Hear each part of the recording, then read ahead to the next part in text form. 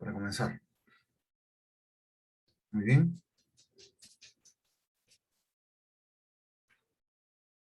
Perfecto. Gracias, Catherine.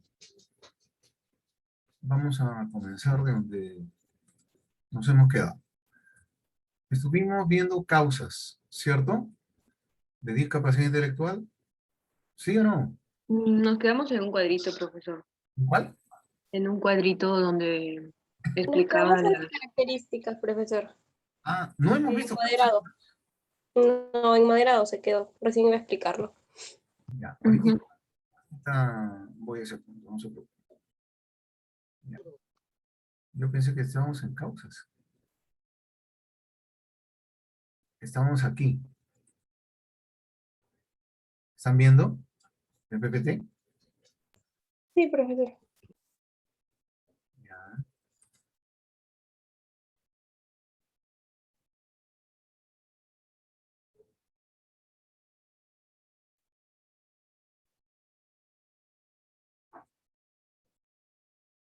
Vamos a aumentar el tamaño, ¿ok?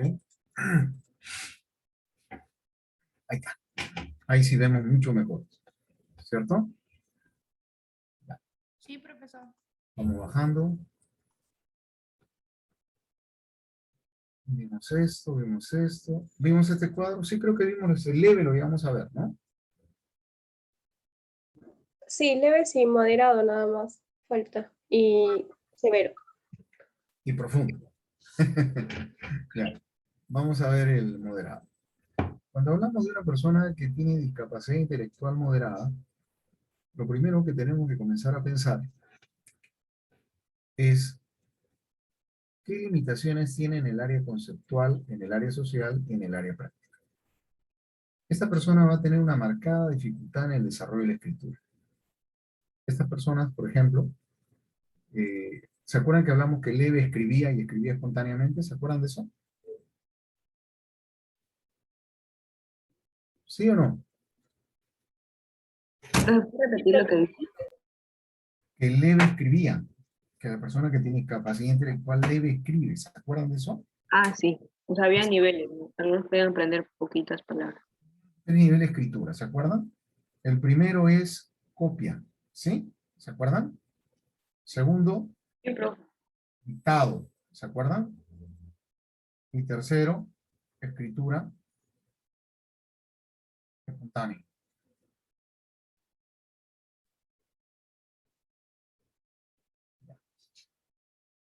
Tenemos esos tres niveles de escritura. Decíamos que el leve puede hacer copia, dictado y escritura espontánea. ¿Se acuerdan de eso? Pero evidentemente escribía textos cortos porque tenía problemas, por ejemplo, en lo que podría ser conectores, ¿no? Pero unos grandes problemas, conjugación de verbos, por ejemplo, estructura gramatical. Esa era la limitación que ellos tenían. ¿Se acuerdan de eso? Pero escribía espontáneamente. El moderado no escribe espontáneamente. Generalmente va a hacer rayita, rayita, rayita, porque no escribe. Ahora, pero sí hace copia. O sea, si ustedes le ponen una palabra en la pizarra, él la va a copiar igual. El problema es que no sabe qué copió, porque su nivel de comprensión en la lectura es muy, muy básico. Entonces, aprende algunas palabras, pero no te puede leer un párrafo. Ni siquiera una línea correctamente. Estos aprenden a leer por configuración. ¿Ok? Lectura por configuración quiere decir aprender la forma de las palabras y entender lo que dice.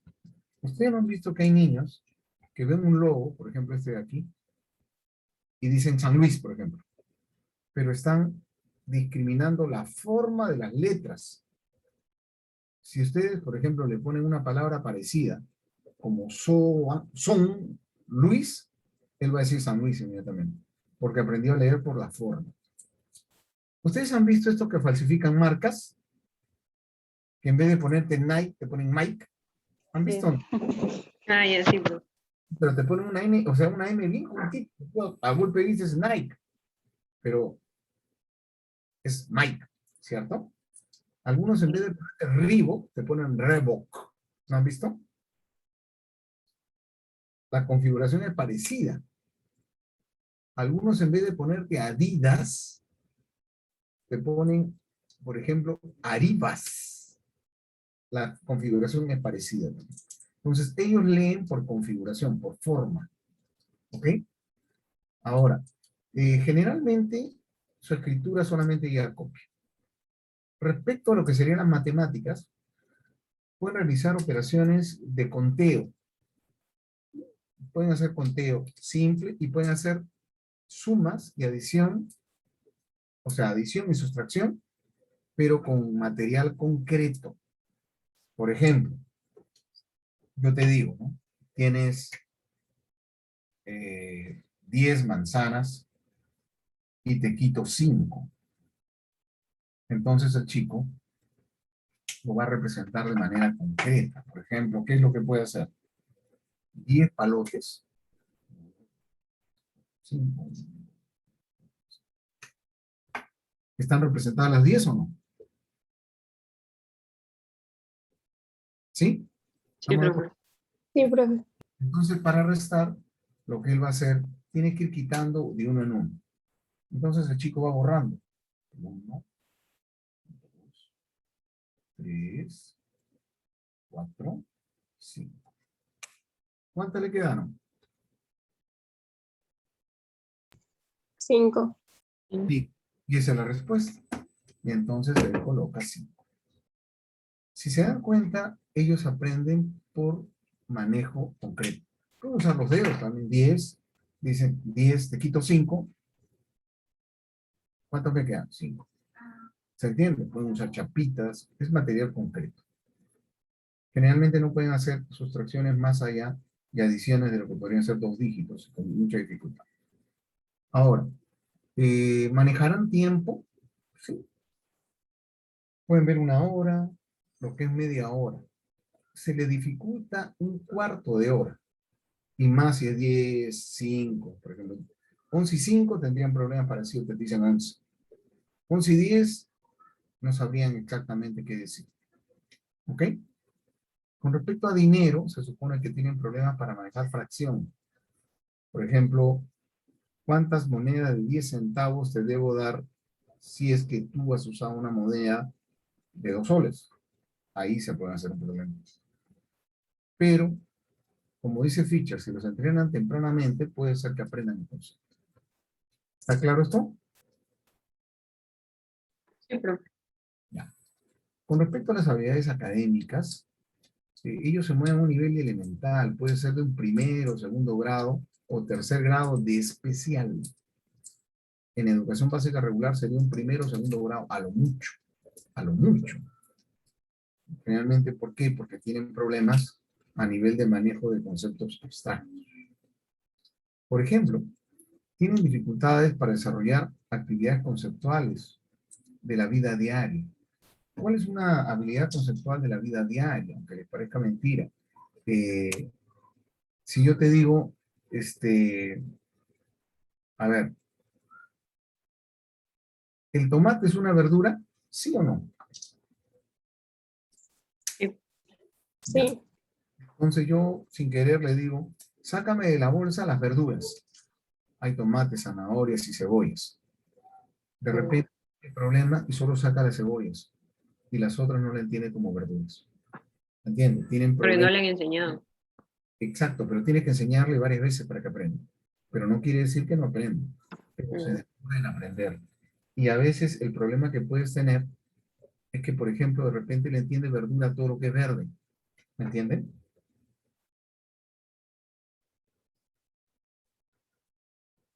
Y el tomate es verde. No.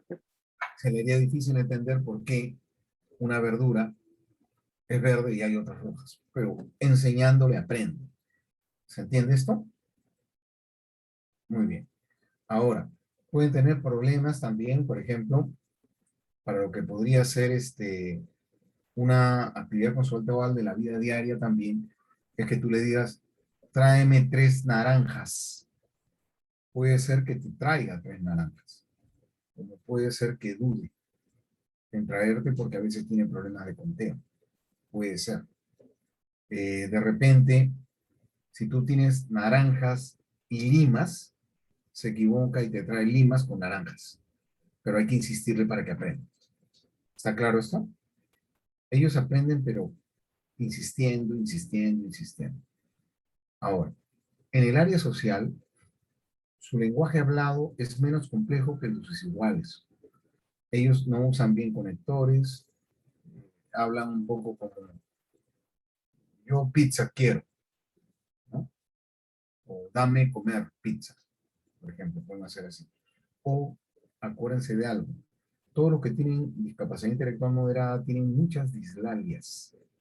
¿Eso qué quiere decir? Que tienen dislalias generalizadas. Una dislalia generalizada quiere decir que tengo dificultades para pronunciar no un fonema, sino varios. Por ejemplo, te pronuncio mal la letra L, te pronuncio mal la letra R, te pronuncio mal la letra M, por ejemplo. Entonces, en vez de decir plátano, te puedo decir pato. ¿Ok? En vez de decirte manzana, te digo manzana. En vez de decirte carro, te digo cago.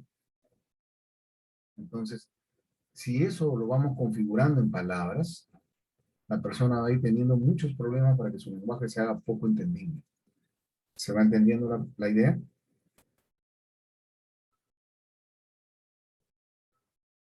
Cuanto más problemas articulatorios tengo, es más difícil entender lo que hablo.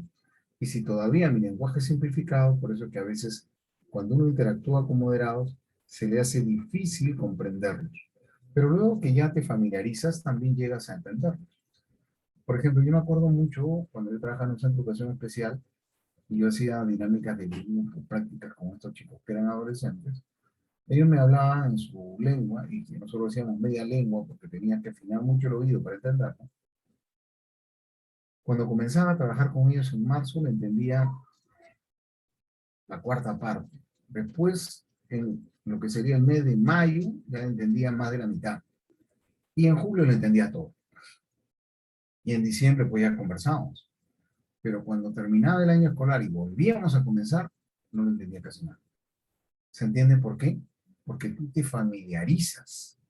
No es que él mejore, porque ellos siempre hablarán mal. Ahora, ¿son capaces de establecer vínculos de amistad? Sí. Inclusive saben cómo establecer una relación romántica. Por ejemplo, estos chicos saben lo que deben hacer para declararse una chica, saben lo que es el galantear, por ahí van bien, y les gusta tener amigos, ¿no? Y les gusta relacionarse, son amicables. Tienen dificultad para interpretar y percibir claves sociales. Una clave social son, por ejemplo, indicadores que te dicen cómo te debes comportar en un contexto. Por ejemplo, si a ti te dicen silencio, tú entiendes que no debes hablar, ¿cierto? Pero ellos tendrían dificultad para ver si hay un encarte que dice silencio, porque no le prestarían atención y posiblemente no entenderían por qué pasando esa puerta tiene que guardar silencio y por qué afuera sí podía hablar. Se le hace difícil eso comprender, ¿no? Por eso es que ellos a veces tienen problemas para saber cómo conducirse en un lugar y en otro lugar. Les doy un ejemplo. Si ustedes van a la iglesia y están recibiendo misa y voltean y ven una persona conocida, ¿se van a parar para acercarse, para saludarlo? No, no. Ellos se pueden parar e ir a darle la mano. Y ellos no entenderían por qué alguien dice, uy, anda a sentarte, no te puedes parar. Pero dice mi Acá amigo, está en el contexto, ¿no? claro, o sea, no entienden bien la clave social que es todos guardan en silencio, todos escuchan la misa, nadie está deambulando, nadie está conversando, nadie se acerca a un conocido. Esas son claves sociales. ¿Se va entendiendo la idea? Tendrán problemas entonces para saber cómo conducirse en diferentes contextos. Muy bien. Tienen una limitada capacidad en el área social también, una limitada capacidad de juicio y toma de decisiones. Por ejemplo, tienen dificultades para evaluar qué hacer frente a una situación problema. Supongamos, este joven de repente ha salido de acá y se pierde. Espontáneamente, si nadie le ha enseñado, él simplemente va a tener dificultad para pedir ayuda. Hay que enseñarle a pedir ayuda. Y hay que enseñarle a quién pedir ayuda. Eso es muy importante. Pero con entrenamiento aprenden. Pero no quiere decir que evalúen situaciones y tengan una respuesta inmediata. Son como los niños pequeños que a veces se pierden y lo único que hacen es llorar. Ellos lo único que harían sería ambular. De repente. Con respecto a toma de decisiones, a ellos se les hace difícil decidir, por ejemplo, entre dos alternativas. Y si son tres, peor todavía. Por eso hay que entrenarlo en toma de decisiones, fundamentalmente lo que son gustos, lugares que quiere ir, pero a veces tienen dificultades para tomar decisiones, por ejemplo. Una situación muy simple. Profesor, disculpe que le corte. Él tiene dos reuniones sociales y él quiere ir a ambas y no sabe a cuál ir. Y estando en una, estaría recordando la otra y quisiera ir a la otra. Escucho. Escucho. Lo que pasa que en el grupo de WhatsApp están diciendo varios que no les acepta y están desde hace rato. Pero es que llegan tarde, pues. ¿O me equivoco? Yo les he pedido que lleguen temprano. ¿No les parece? ¿O me equivoco? Sí, sí, profesor. Sí, profe. Porque nos cortan. O sea, Mm, interrumpen el normal transcurso de la clase. Eso también es lo que tienen que tener en cuenta. Por ejemplo, sin querer, tú como una buena compañera, estás preocupada que tus compañeros ingresen, pero estás cortándome en una explicación, ¿o me equivoco? ¿Me equivoco? No, no, profesor, no. Ya, por eso esperen que termine de explicar algo y encantado de hacer lo que ustedes quieren, ¿ok? Ya, decíamos que tienen problemas para tomar decisiones. Por ejemplo, en el área práctica, ellos pueden cuidarse de sí mismos, en vestido, comer, higiene, pero con entrenamiento. Se dan cuenta, casi todo lo pueden hacer, pero con entrenamiento. O sea, si ustedes inicialmente a este niño o a este joven lo dejan que él decida, supongamos qué ropa ponerse, él puede elegir ropa no acorde a la estación, porque le gusta. Entonces sale y se va a morir de frío. Entonces hay que orientarlo qué ropa debe usar de acuerdo a la estación. Por ejemplo, hoy día está haciendo mucho frío, ¿o no? ¿En Lima o en Chiclayo, profe? ¿Ah? ¿En Lima o en Chiclayo? No, de verdad que hay de todos lados aquí. Disculpen. En Sí. Lima y en Chiclayo, ¿cómo están? Normal. Normal. O sea, Acá Abigail estamos con bastante frío, ¿eh? Con está bastante- temperada. Ya. Entonces, ¿por qué te digo? Está en Chiclayo, vamos a pensar. Al chico le han comprado una casaca para el invierno que le encanta. Y entonces estás en un día que ya pasó el invierno, ¿ok? Y él quiere ponerse su casaca porque le gusta.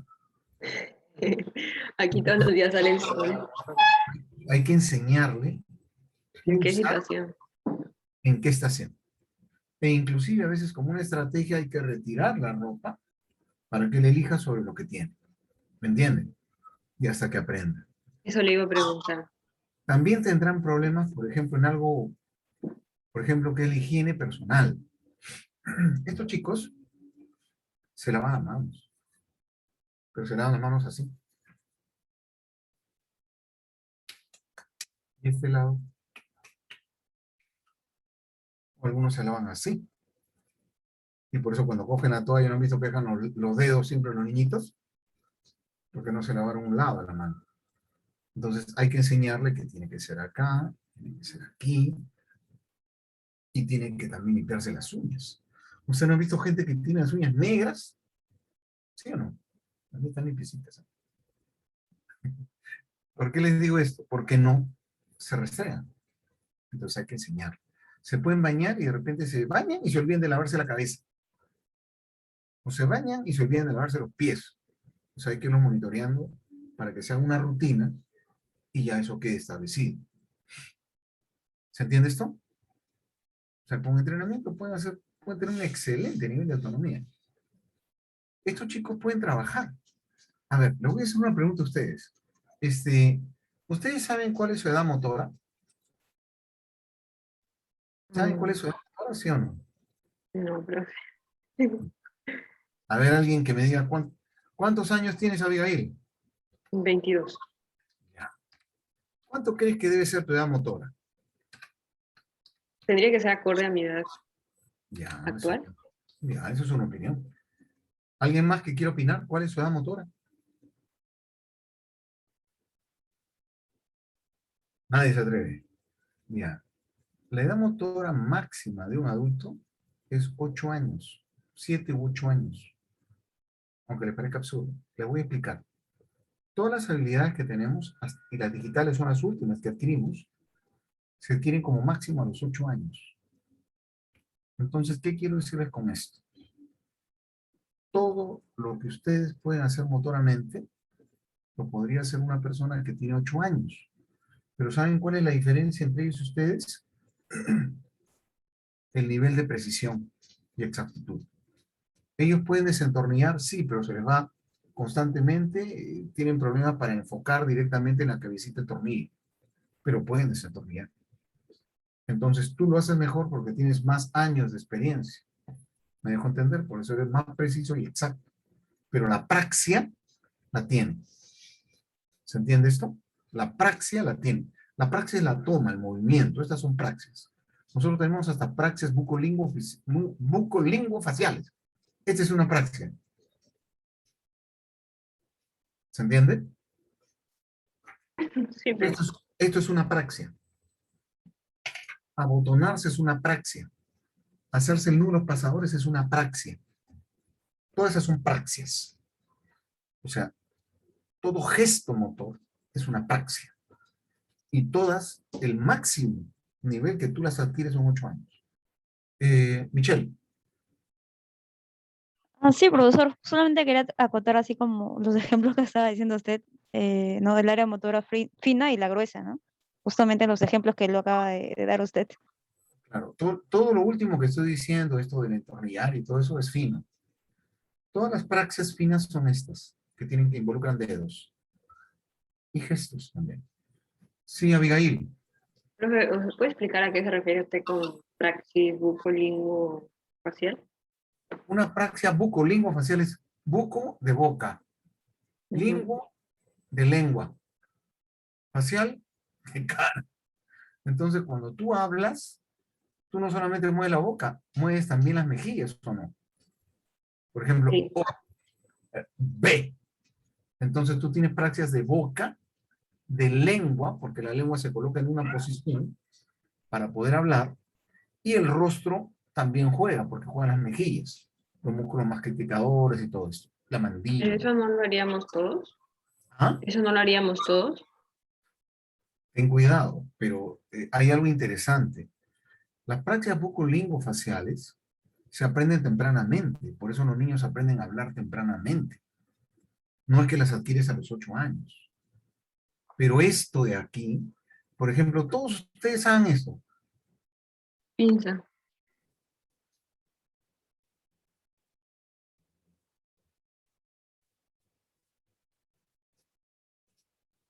Háganlo. Y dense cuenta si lo pueden hacer rápido. No tanto. Ya, después con las dos manos. Más difícil. Ya. Después así. Ponen como un rectángulo y comienzan a enhebrar. ¿Pueden? Ya. Esas son praxias que implican movimientos digitales. Entonces, ellos, los moderados, tienen una edad motora casi de 7 años. Lo que quiere decir que casi pueden hacer todo lo que tú haces. Casi todo lo que tú haces.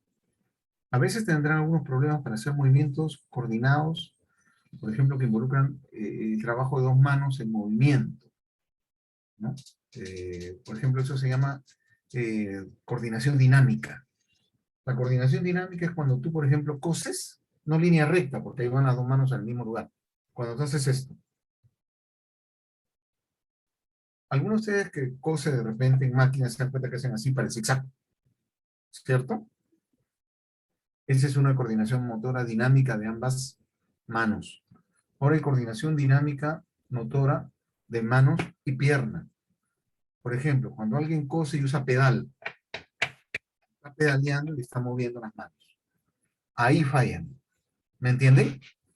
Porque esas son habilidades motoras que implican coordinación. Pero las praxias, las tomas, las tienen. ¿Se entendió? Sí, profe. Es interesante lo que les estoy diciendo. Así nomás, bueno, eso yo lo aprendí de terapistas físicos, en un curso que estuve en estas cosas. No todos lo saben, pero que es bueno que lo sepan ustedes, ¿ya? Bueno, Gracias. sigan. No, estamos para aprender todos. Ahora, entonces, como ellos pueden hacer muchas actividades motoras, ¿podrán trabajar o no? Claro que sí. Sí, si llegan hasta los 7, casi 8, pero nosotros no. Eh, Yo tengo una pregunta. ¿Puede barrer o no? Sí. Claro. ¿Podría reponer productos, por ejemplo, en un bazar? Papel higiénico, Ya. una tina de papel higiénico. También. Sí, sí, podría ser. Motor grueso más que todo, Claro. ¿no? No El, tanto el pro- fino. el problema es cuando involucra habilidades conceptuales. ¿Cuál puede ser una habilidad conceptual compleja? ¿No? Una habilidad conceptual compleja podría ser que este chico tenga, por ejemplo, que pesar. ¿Me entienden? Medio kilo, un kilo, un cuarto de kilo, por decirte algo. De repente está en la tienda y dicen, dame un kilo de arroz. El otro dice, dame un cuarto de arroz, dame medio kilo de arroz. Ahí tendría problemas. Pero hasta para eso hay adaptaciones. O sea, yo he colocado chicos a trabajar una gran cantidad de veces. Entonces le usas colores, le pones un kilo en negro, medio kilo en azul, un cuarto kilo le marcas en amarillo. Y se acabó. Con la báscula. Entonces el chico mira cómo oscila la báscula y al final te empaqueta y te da. ¿Se entiende eso? Entonces, pero ahí la habilidad conceptual yo le he simplificado. ¿Estamos de acuerdo o no? ¿Sí o no? Claro, sí. Claro. Esas son adaptaciones en Qué el interesante. son adaptaciones, ¿no? Entonces, en la segunda hora vamos a ver los trabajos que les voy a dejar ya para el examen parcial, ¿ok? Tenemos que agruparnos para ver eso. Vamos continuando. Les digo esto porque un tema va a ser colocación laboral. Y, por ejemplo, lo que yo estoy hablando es una adaptación para la colocación laboral. Continuamos.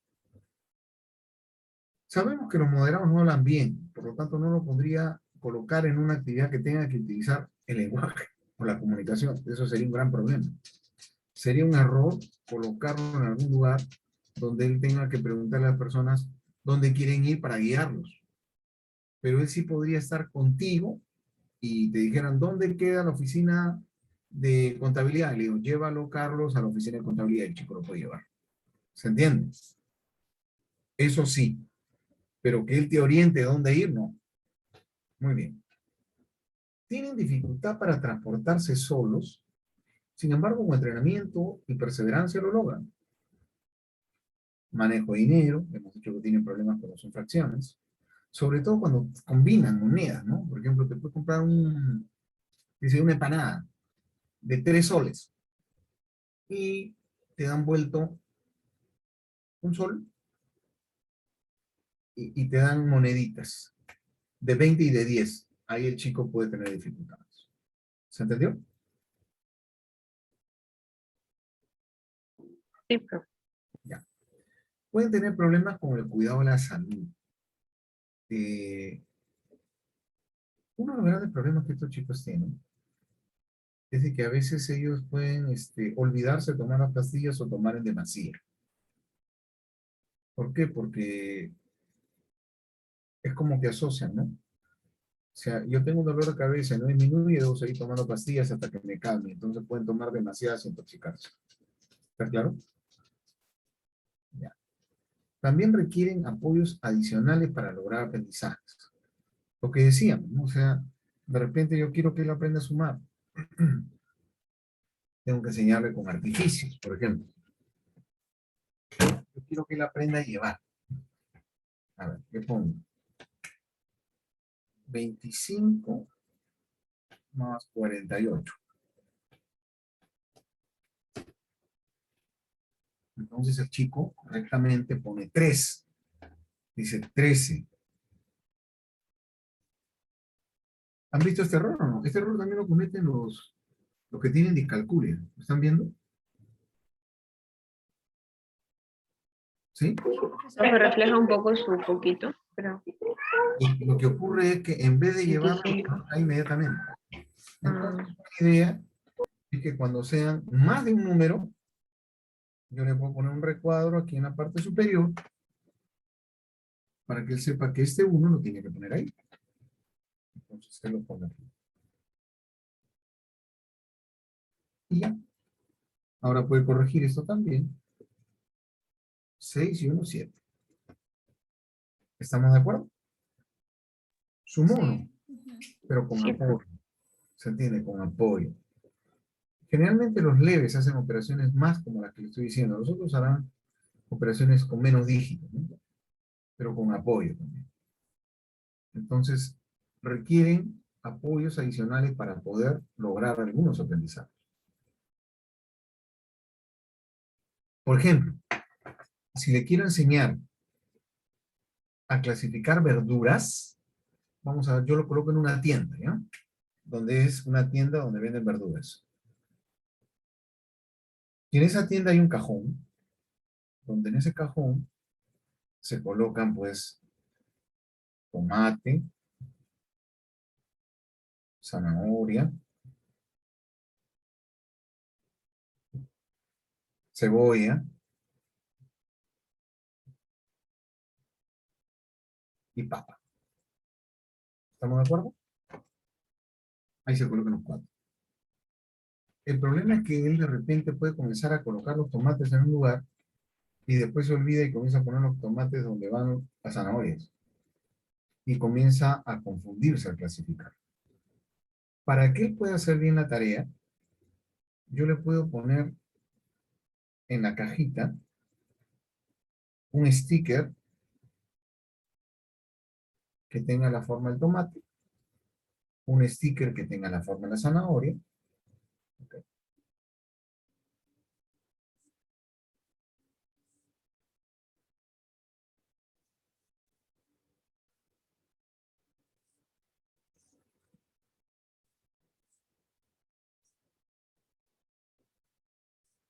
Entonces, manzana, luego así. Una cebolla.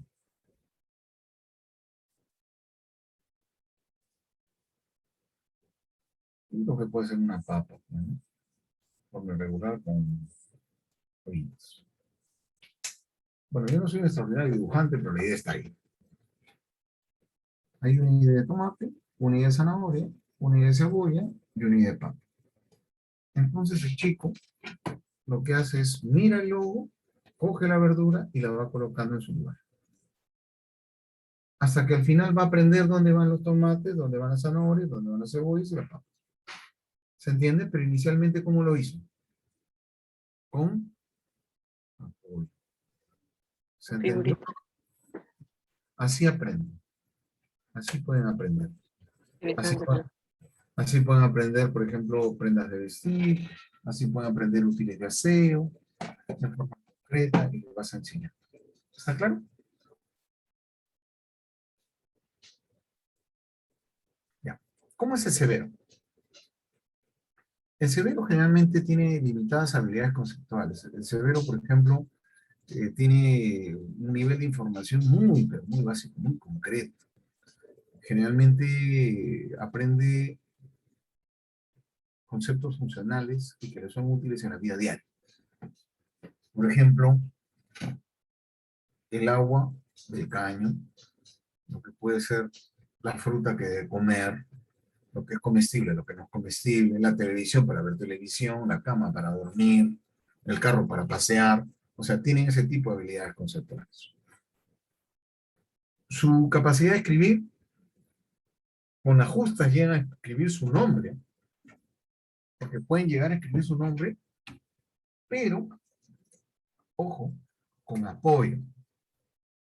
Vamos a ver, aquí, alguien se puede llamar Ana.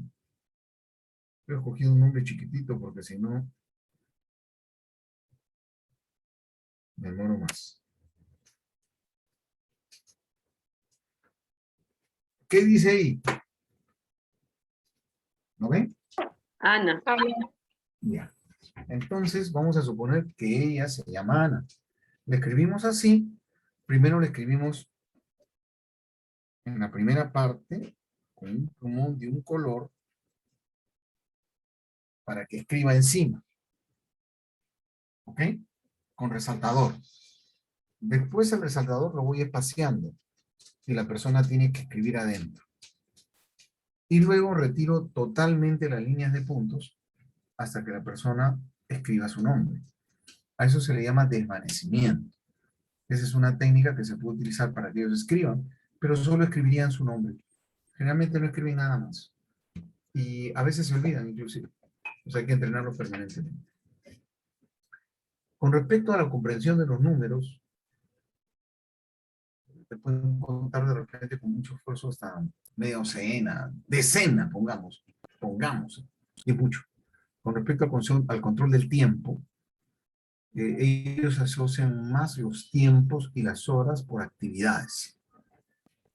Por ejemplo, es de mañana porque tomé desayuno, porque he ido al colegio, entre otras cosas. Es de tarde porque en la tarde almuerzo y, por ejemplo, veo mi televisión. Es de noche porque es oscuro. ¿Se entiende la idea? Van a tener problemas para eso. También los cuidadores tienen que dar un apoyo bastante sólido para la resolución de problemas de su vida diaria. Por ejemplo, este chico, si quiere, por ejemplo, servirse una bebida, él va a tener problemas para hacer esto.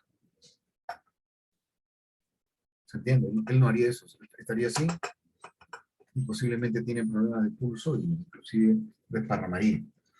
Entonces, lo que tú tienes que hacer es ayudarlo a resolver el tema, decirle que esto lo pongan en un lugar fijo, y coja de repente con sus dos manos, y que vaya vertiendo espacio.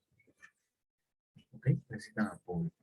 Por ejemplo, ellos podrán ponerse una camisa, ¿creen ustedes? Abotonarla. Con dificultad, tal vez. Severo no se pone una camisa, tiene problemas de praxias digitales. Generalmente ellos sí se pueden poner un polo, una chompa, una casaca, pero inclusive no subir la cremallera, un cierre y no subir el cierre. Por eso ellos tienen problemas inclusive para colocarse un pantalón. Por eso, porque si tú le dices colócate el pantalón y está de pie, no lo va a poder hacer. Él tiene que sentarse y tiene que enseñarle que levante una pierna, meta, y luego la otra pierna. Y tienes que entrenarlo, porque a veces sube una pierna, se la sube toda y no puede meter la otra. ¿Entienden? Entonces, para actividades de ese tipo, inclusive necesitan ayuda al principio. Y muchos de ellos, por eso, tienen problemas, por ejemplo, para algo muy simple. Estoy hablando de lo que son situaciones cotidianas, ¿no? Por ejemplo, el hecho, aunque parezca mentira, de puede ir al frigider, sabe que tiene que tomar leche y puede ser que se quede parado mirando y no decida qué coger. Hasta que tú digas, leche. Ah. Y la toca y la coge, pero te está mirando. Miren, les doy un ejemplo. Yo tenía una alumna, un día, estábamos conversando y la alumna, como todos iban al baño, se lavaban las manos, se secaban bien las manos, se sentaban y sacaban su leche. Ella entonces se fue al baño, como todos los días, y bueno, y era habitual. Y cuando de repente pasaron 5 minutos, 10 minutos, 15 minutos, ¿y dónde está? Llamó la atención. Como el colegio era muy seguro, entonces tú decías, ¿qué le puede pasar? No, pero bueno, fuimos a ver. Y lo que pasa es que acá en Lima, por ejemplo, a veces tienen ustedes el problema de corte de agua que a veces ocurre, porque están haciendo algún edificio y ¡pum! Se rompe la cañería, ¿no? Entonces el edificio contigo o las casas contigo se quedan sin agua. Entonces Sedapal estaba haciendo un arreglo de una tubería porque habían picado una tubería. Entonces súbitamente le cortaron el agua. Entonces esta niña, o esta joven, cuando fue al caño, abrió su caño y puso sus manitos esperando el chorro de agua y no salía chorro de agua. No atinó a nada más que a quedarse esperando el chorro de agua. Y cuando fuimos a ver al baño, estaba con las manos en el chorro de agua esperando. ¿Qué les parece? O sea, es como que se bloqueó porque su única alternativa es abrir que salga agua a lavarse. Pero al no salir agua no sabía qué hacer. Se quedó bloqueado. Por lo tanto, requieren apoyo para ese tipo de problemas. Miren, es un problema simple. La llevamos al salón, le echamos alcohol líquido, hicimos que se lave, la dejamos sentada, y cuando de repente la profesora dice, voy a traerte el documento que me has pedido, le dije, bueno, pero vamos a verlo porque el salón tenía una ventana donde estaba el pupitre de la profesora y los chicos estaban afuera. Y fuimos ahí y cuando volteamos había desaparecido, ¿no? Una chica. ¿Y dónde se metió? Salimos nuevamente a verla y se nos ocurrió inmediatamente que podría haber ido al baño. Fuimos al baño y estaba nuevamente frente al chorro de agua que no salía, el caño abierto y con las manos ahí. Si se dan cuenta, ella entendía que para comer la lonchera tenía que lavarse las manos. ¿Pero con qué? Con agua y jabón. Y si no tenía agua y jabón, no sabía lavar las manos. ¿Se dan cuenta cómo pueden tener problemas para solucionar un problema simple de la vida diaria? ¿Entienden el ejemplo? Sí, profe. Sí, profesor.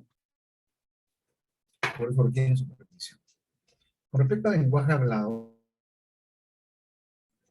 en cuanto a vocabulario y gramática, inclusive pueden contarle las palabras. Generalmente emplean palabras simples. Por ejemplo, ven,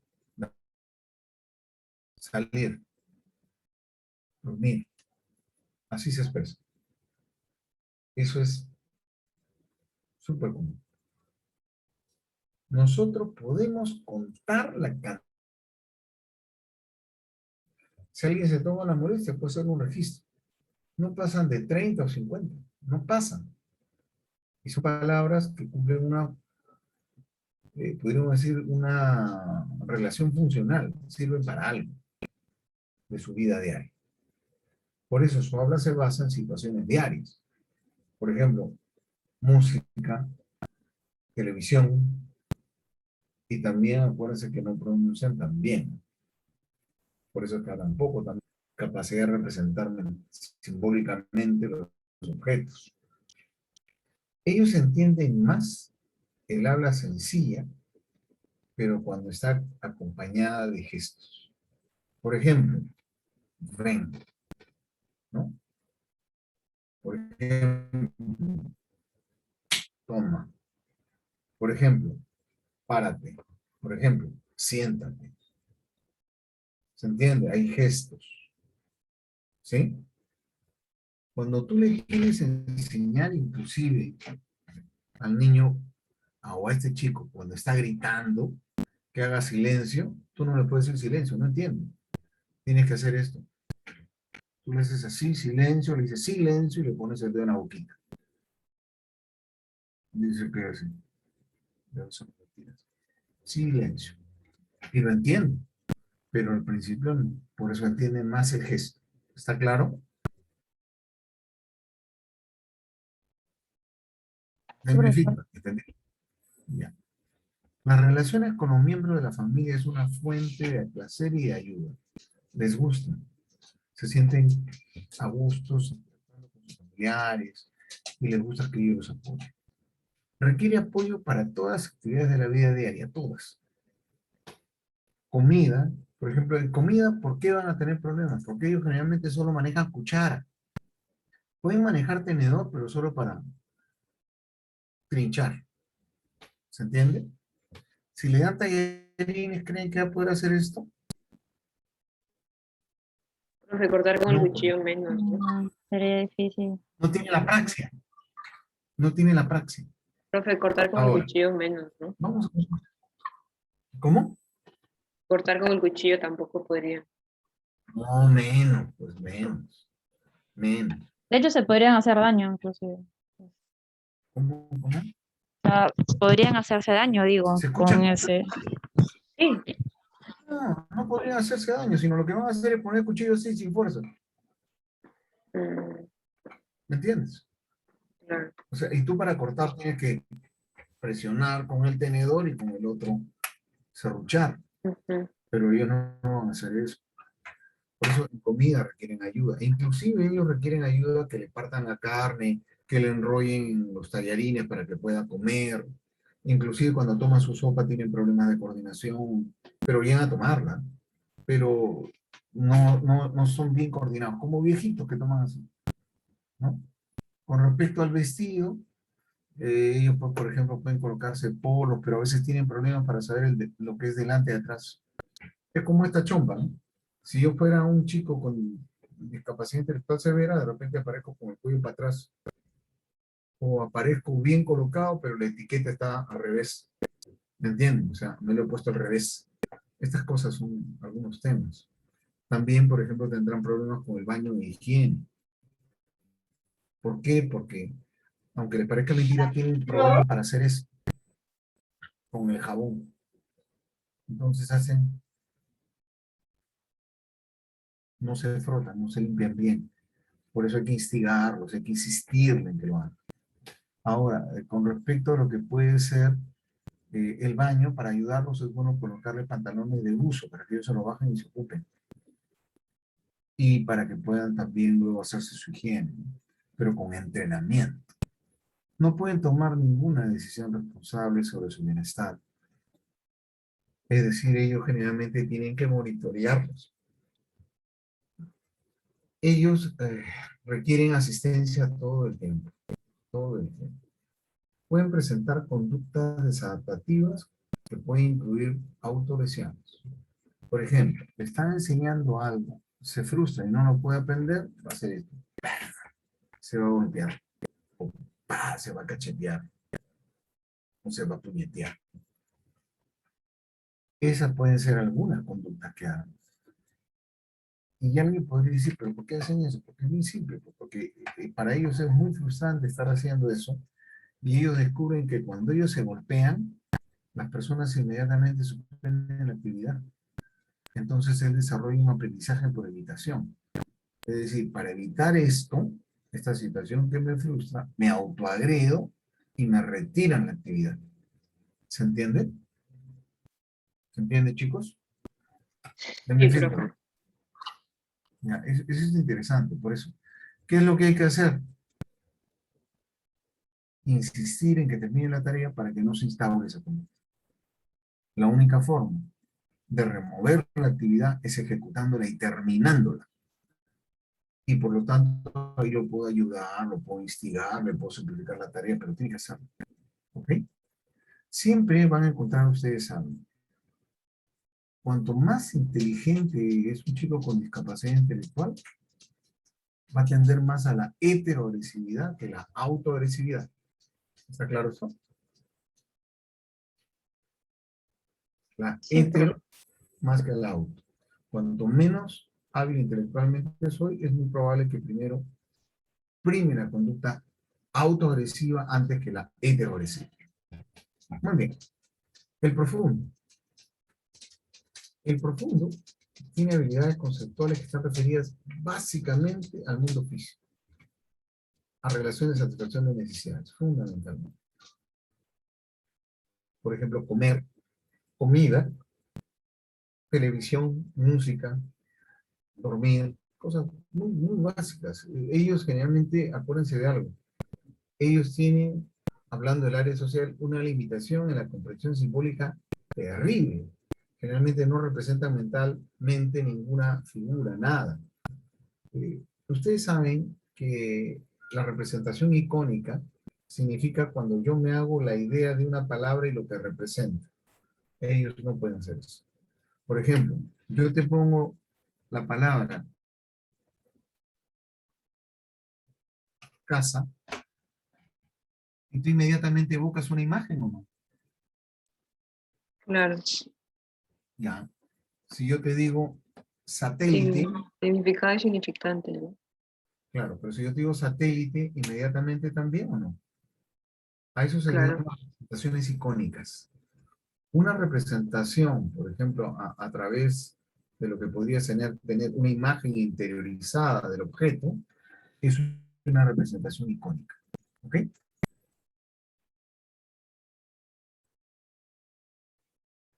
Mi querida amiga, Natalie, si mueren los cuidadores, tendríamos que pensar en lo siguiente. Por ejemplo, es válido. Eso puede ocurrir cuando es hijo único. Mueren los cuidadores y se quedó desamparado. Porque muchas veces los familiares, en este caso los primos, los tíos, no asumen la responsabilidad. Lo van a llevar a un albergue. Muy probable. Lo llevaría a un albergue, lo llevan al INAVIF. Eso es lo que hacen. Ese es el futuro de ellos. Como de cualquiera. Porque muchas veces las personas no asumen la responsabilidad cuando mueren los familiares. Eso es bien común. ¿Existe el centro para el cuidado? Claro, hay el INAVIF. El INAVIF tiene centros para este tipo de personas. Pero la pregunta que yo te haría, pues, Natalie, nunca serán suficientes. Nunca. Ese es el tema. Nunca será suficiente porque generalmente tú vas a tener muchas más personas a veces que albergues. Sigamos. Ya. Pueden adquirir ciertas habilidades visoespaciales tales como emparejamiento. De repente puede coger un objeto y tú le dices, dame uno igual, y él te da otro igualito. ¿Ok? Eso puede ser. Puede darle figuras y también las puede emparejar. Pero figuras con imágenes bien diferentes, pues, ¿no? Círculo, rectángulo, triángulo. Si tú le pones círculo, rectángulo y cuadrado, ahí puede fallar. Pero cuando las diferencias son bastante significativas, sí aparece. Puede clasificar también objetos en función a características físicas, por ejemplo, forma. Pero puede clasificar objetos también, de repente, solamente con color. Pero ojo, no estoy diciendo que utilice los dos atributos a la vez. Estoy diciendo que usa uno, o forma o color. ¿Está claro esto? No es que clasifique objetos por forma y color, sino o los clasifica por forma o por color. Por ejemplo, si alguien le da círculos rojos para que guarde,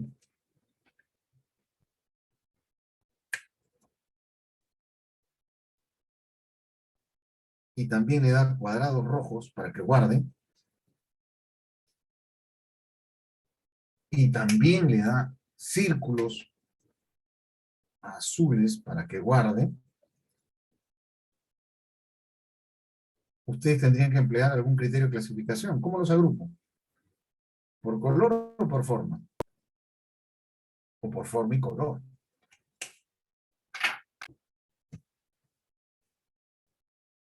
De repente digo, bueno, los círculos van aquí en esta caja. Los cuadrados van en esta otra caja. ¿Cierto? ¿Sí o no? ¿Sí? Claro. Ya. Entonces, yo puedo hacer en esta caja van los círculos. ¿Ok? En esta otra caja van los cuadrados. ¿Ya? Simple, ¿no? ¿Saben qué va a pasar con ellos? Puede ser que inicialmente te clasifique por círculos, pero después puede comenzar a clasificar por color y te puede comenzar a poner también cuadrados. ¿Me entienden? O sea, el criterio de clasificación es estable. Por eso, él puede clasificar cuando las características físicas son muy fáciles en función de un atributo. En otras palabras, clasifícame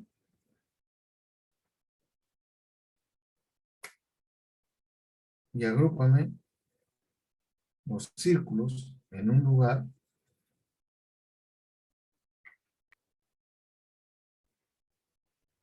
y los cuadrados en otro lugar. ¿Esto lo podría hacer?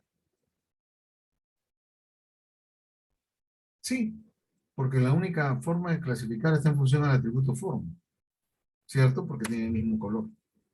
Pero inclusive podría cometer algunos errores. Algunos errores, de todas maneras. Por eso hay que observarlo y apoyarlo. ¿Se entiende? ¿Sí? Sí, profe. Sí, profesor. Profe, una Ahora, pregunta. también, a la que quieras oír ahí, escucho. Esto, o sea, estas habilidades, igual de clasificar, las desarrolla cuando lo entrenan, ¿no? No así por así. Es que ninguna de esas habilidades se dan espontáneamente, todas son con entrenamiento. Ah, ok. Tú aprendes, tú aprendes muchas cosas por observación, ¿cierto? La mayoría. Claro, pues, tú has aprendido un montón de cosas por observación, ¿o me equivoco? Sí, la mayoría de veces. Eso es normal. Nosotros aprendemos una gran cantidad de conductas por observación, pero también es cierto de que aprendemos por aprendizaje instrumental, o sea, alguien te enseña directamente. Pero ellos generalmente necesitan un aprendizaje instrumental, alguien les enseña, les enseña, les enseña.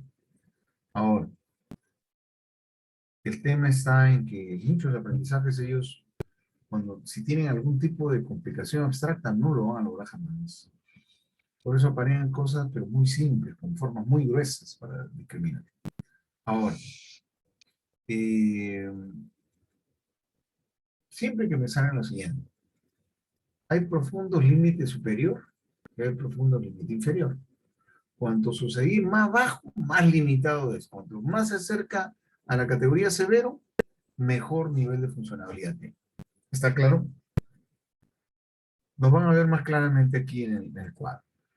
Miren, para que se den una idea. El chico que tiene un CI de 51, estamos hablando de moderado, ¿eh? Se parece más al leve, porque la diferencia de puntaje es mínima. ¿Se entiende? ¿Se entiende? Pero me lo puede repetir, por favor. Por favor. El límite del Stanford-Binet es una persona que tiene un CI de 52 es discapacidad intelectual leve. Y un moderado saca 51.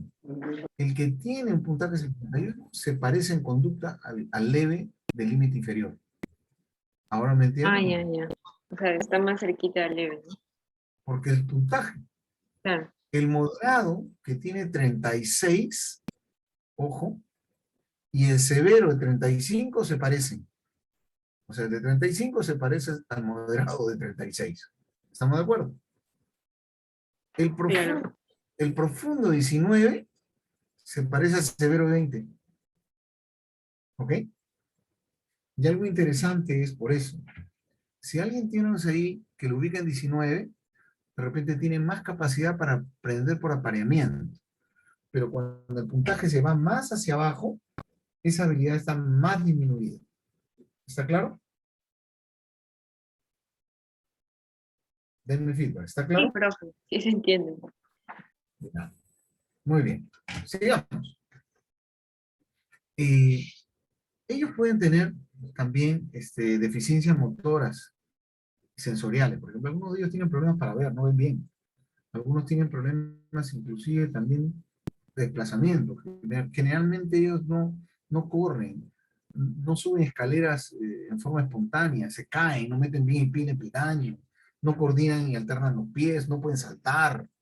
Tienen problemas, por ejemplo, para pasar, supongamos, de lo que podría ser si hay un hueco, ellos meten el pie en el hueco. Eso es todas esas limitaciones motoras le impiden utilizar funcionalmente bien los objetos, ¿no? En el área social, tiene limitaciones en la comprensión simbólica.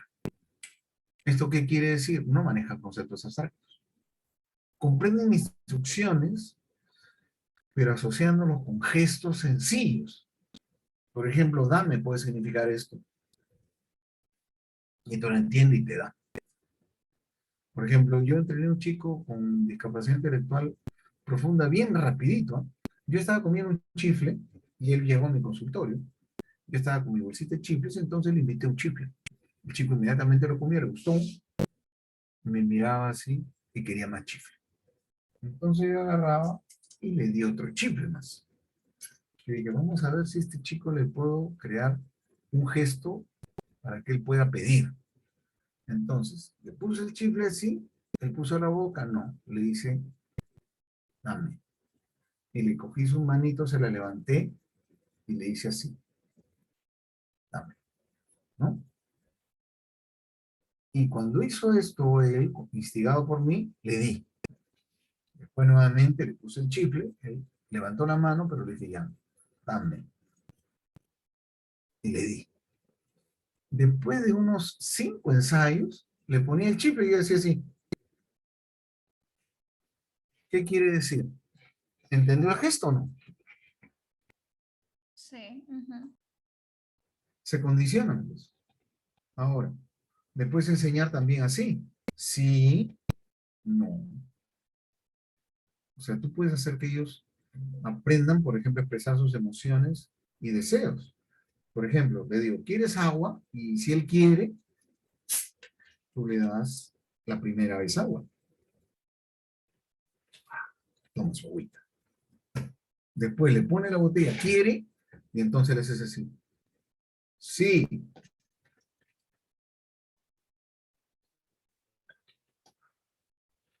¿Quieres?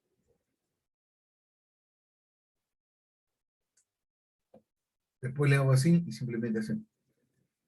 ¿Se entendió? Eso fue condicionamiento. Y expresó un deseo. Ahora, ¿cómo le saco el no? Porque así es más fácil, ¿no? El no generalmente tiene que buscarte comidas que no le gusten. Por ejemplo, no te gusta el picante, le das picante. Pero cuando le das el picante, le va a hacer así. Entonces, cuando tú le haces el picante y él va a retroceder la cabeza, simplemente, ¿qué es lo que hace? Lo coges y le dices, no. Vuelve a hacer el picante y le mueve la cabeza, no. Y retira la cabeza. Conclusión, cuando le quieres dar el picante, ahora sí. ¿Se entendió? Pueden comunicar deseos a través de comunicación no verbal, no simbólica. ¿Sí? ¿Claro? ¿Me Todo fijo? claro, profesor. Ya. Ellos inician y responden a interacciones sociales por medio de claves gestuales. Por ejemplo, ven, abrazo, ¿cierto? Esas son claves gestuales para que puedan externalizar sus emociones. Algunas de ellas tienen deficiencias sensoriales y físicas que le pueden impedir hacer algunas actividades sociales. Por ejemplo, como no pueden comer adecuadamente, muchos de ellos inclusive tienen babeo y tienen problemas de control de esfínteres. Entonces, esto hace de que no puedan participar activamente en muchas actividades sociales, porque son 100% dependientes. Desde el punto de vista práctico, ellos dependen de otras personas para su autocuidado diario. Por ejemplo, ¿usted cree que ellos se cepillan los dientes? No, profesor. Tú le pones el cepillo de dientes en la boca y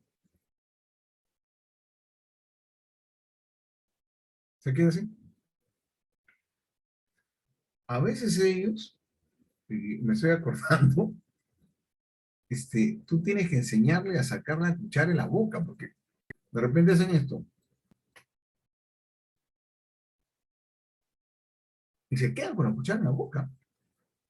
Yo les cuento una experiencia que vi, eso fue en el Anzulio, que le querían enseñar a abrir la boca, extraer alimento, dejar la cuchara, abrir la boca, y este chico era bien bajo. Abría la boca y se quedaba con la cuchara así. ¿Saben cuántas cucharas le metieron a la boca? 10. Tenía 10 cucharas que recién ahí abrió. Entonces usaron un estímulo aversivo para que él abriera la boca y al final cuando le ponían algo, sacaba la comida y abría inmediatamente. Esa fue una técnica que enseñaron, ¿no? Es también un aprendizaje de evitación, abrir la boca para eliminar el estímulo aversivo. Muy bien.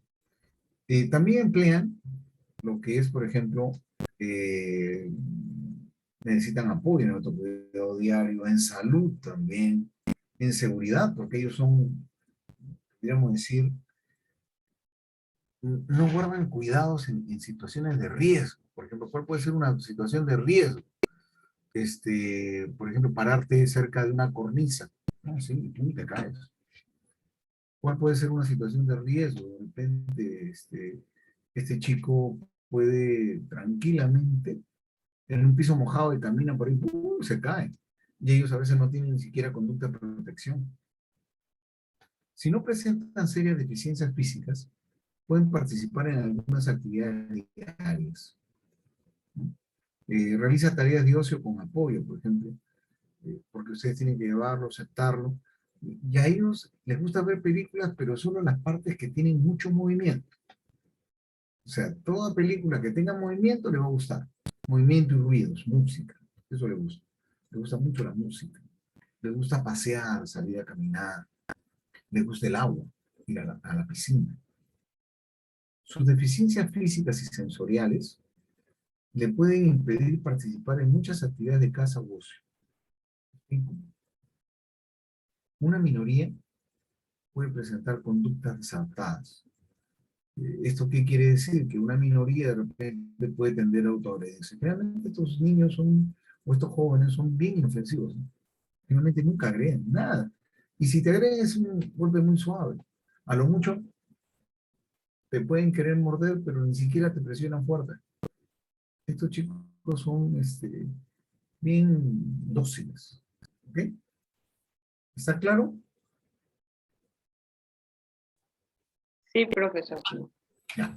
Vamos a ver de las causas de discapacidad intelectual. Miren, cuando hablamos de causas de discapacidad intelectual, vamos a clasificarlas en prenatales, perinatales y postnatales. Cuando hacemos alusión a las prenatales, vamos a clasificarlas también en 4 subcategorías: biomédicas, sociales, conductuales y educativas. ¿Ok? Bueno, las biomédicas incluyen alteraciones cromosómicas, como alteraciones metabólicas, infecciones transplacentarias. Una alteración cromosómica, ¿cuál podría ser? El famoso síndrome de Down. Generalmente el síndrome de Down está asociado a discapacidad intelectual, pero hay que hacer la salvedad que no todas las personas que tienen síndrome de Down tienen discapacidad intelectual. La gran mayoría, pero no todos. ¿Está claro? ¿Cuál otro síndrome o cuál otra alteración cromosómica puede ser causa de discapacidad intelectual? Un síndrome que se llama el Cry-du-Chat, ¿no? Que significa maullido de gato, porque estos niños tienen una alteración laríngea y cuando lloran parece que como el llanto de un gato. ¿No han escuchado el llanto de un gato en la noche? Parece un bebé, ¿no les parece? Sí, sí, sí. ¿Dónde están Es muy estos similar. bebés o cuando quieren aparearse? Cuando salen en la noche los gatos y maullan Mm, y están llorando, parece un bebé. Por eso se habla de que estos chicos que tienen el síndrome de Cry-du-Chat, al tener una alteración laringea, lloran parecido al gato. Igual que hay el síndrome de Klinefelter. ¿Han escuchado hablar del síndrome de Klinefelter o no? ¿El síndrome de qué, profe? Klinefelter. No. ¿No han escuchado hablar de este síndrome? ¿El XXY? ¿No? Este es el síndrome de Klinefelter y está asociado a discapacidad intelectual también. Otro síndrome, el Cornelia de Lange. Hay un montón de síndromes. Pero entonces, estos síndromes están asociados a discapacidad intelectual. Porque generalmente todos, a excepción del Klinefelter, tienen microcefalia, es un cerebro muy pequeño. Los síndromes no tienen cabecita chica. También hay otros cuadros que son alteraciones metabólicas. Una alteración metabólica muy común y que puede presentarse es muchas veces estos niños pueden tener problemas en la hormona tiroides. la tiroides, cuando recién se está configurando en la gestación, si no se desarrolla del todo, no va a permitir el desarrollo normal de algunas estructuras. Y dentro de la estructura que más se ve afectada cuando no se desarrolla del todo es el cerebro. Por eso, algunos que tienen problemas en la tiroides, ¿ok?, que es una afección, una alteración, puede conllevar a que no se produzca una cantidad suficiente de tiroxina. Y eso puede derivar en un problema también a nivel médico. Alteraciones metabólicas podrían ser problemas para degradar algunos alimentos también que puede padecer la madre y por lo tanto no alimenta adecuadamente al niño. Infecciones transplacentarias. ¿Cuál es una infección transplacentaria? La rubiola. Es transplacentaria porque la madre contrae la infección, de repente por estar expuesta a la rubiola es la más común, y esta se transmite al feto, porque acuérdense que la madre y el niño están interconectados por el cordón umbilical y la placenta. Entonces, lo que nosotros vamos a encontrar es, vamos a pensar que esta es la madre, ¿ok? Está comunicada con el feto, la madre y el neonato, vamos a decir el feto así. Están comunicados por lo que puede ser la placenta y el cordón umbilical. Y entre ellos hay intercambio de sustancias nutrientes. La madre envía sustancias nutrientes y el niño le envía a la madre sustancias de desecho. Pero al mismo tiempo, si por ejemplo la madre ha contraído la rubiola, la madre también, la rubiola, este virus, va a atravesar la barrera placentaria y va a llegar al niño. Y entonces, si la madre tenía rubiola, ahora el niño tiene rubiola. Y tiene rubiola congénita. ¿Y qué es lo que pasa con ese niño? Dependiendo de la estructura física que se está desarrollando, esta se va a alterar. ¿Esto qué involucra? Que la persona pueda tener alterada, vamos a pensar, lo que sería casualmente que puede tener alterado el desarrollo del cerebro, porque no va a crecer normalmente. ¿Está claro eso? ¿Sí? ¿Se entiende? Entonces, la rubiola puede afectar la visión si esta estructura se está desarrollando. Puede afectar la audición si se está desarrollando el oído. Puede afectar el sistema neurológico si se está desarrollando el sistema neurológico. Generalmente la rubiola es muy peligrosa para discapacidad intelectual cuando esta ocurre durante el primer trimestre. Es decir, del primer mes de gestación, o de los días de gestación, hasta el tercer mes. Después ya el efecto es menor. Y ya porque todas las estructuras físicas están determinadas. La rubiola es una de las causas más comunes de todas las discapacidades. La rubiola puede estar asociada a ceguera, puede estar asociada a sordera, puede estar asociada a PC, parálisis cerebral, puede estar asociada a discapacidad intelectual. ¿De qué depende? De la estructura que se está desarrollando en ese momento. Por lo tanto, cualquier agente agresor que afecte a la estructura que se está desarrollando, porque esta estructura está en su periodo crítico de configuración, va a traer una alteración en el normal desarrollo de esa estructura y por lo tanto de ahí deviene la discapacidad. ¿Está claro? Ya. Abigail, te escucho. Profe, ¿y si la rubiola le da a una persona pero sin estar embarazada, también deja secuelas? No. La rubiola casi todos la han tenido. El problema es cuando la contraes y está gestando, Ya. porque ahí afecta al feto. Tú contraes la rubiola y tienes medicamentos, tratamiento y sales bien librado. El problema es el feto cuando tú estás gestando. ¿Me entiendes? Ahí ¿Sí, se no? transmite. Ahí se transmite el feto. O sea, si tú has tenido rubiola y ya te curaste, no pasa nada. Por eso es importante que una mujer que quiere gestar, ¿qué es lo que tiene que hacer? Si no ha tenido rubiola, que se vacune. Para que de esta manera, cuando geste, si desarrolla la rubiola, sea sintomática y no desarrolle el cuadro. ¿Ok? ¿Está claro? Sí, gracias. Ya. Lo mismo ocurre con el herpes, lo mismo ocurre con el SIDA. Ahora, existe también, como una causa biomédica de discapacidad intelectual, lo que son la exposición a toxinas o factores teratógenos. Un factor teratógeno es un factor medioambiental, es algo que está en el medio ambiente y afecta a la madre. Por ejemplo, un factor teratógeno puede ser el alcohol, porque el alcohol es ajeno a mí, yo lo ingiero, por eso es un factor teratógeno. ¿Ok? Generalmente se ha encontrado, Jones describía, un síndrome congénito de madres alcohólicas y que se evidenciaba en que estos niños tenían poco peso al nacer y tenían desnutrición. Y al mismo tiempo tenían un perímetro cefálico muy pequeño porque presentaban microcefalia. ¿Ok? Entonces, eso obedecía a un factor teratógeno que era cuando las madres son alcohólicas.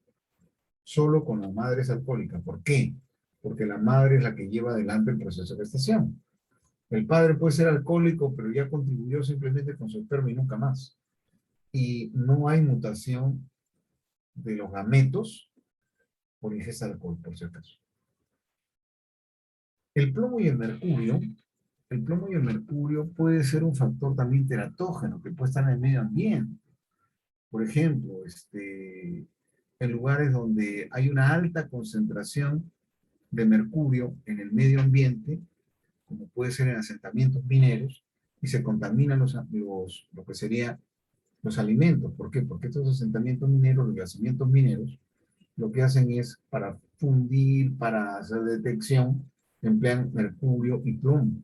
Y luego en las chimeneas, estas emanaciones, de alguna forma, llegan a la población y contaminan los alimentos y las personas lo ingieren.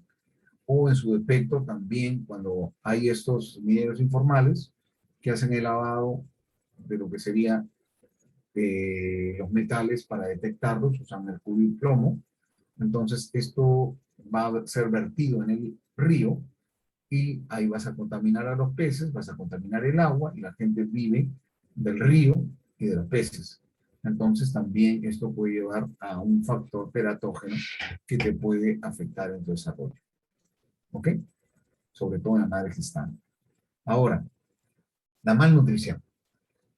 Cuando hablamos de malnutrición, estamos hablando de desnutrición.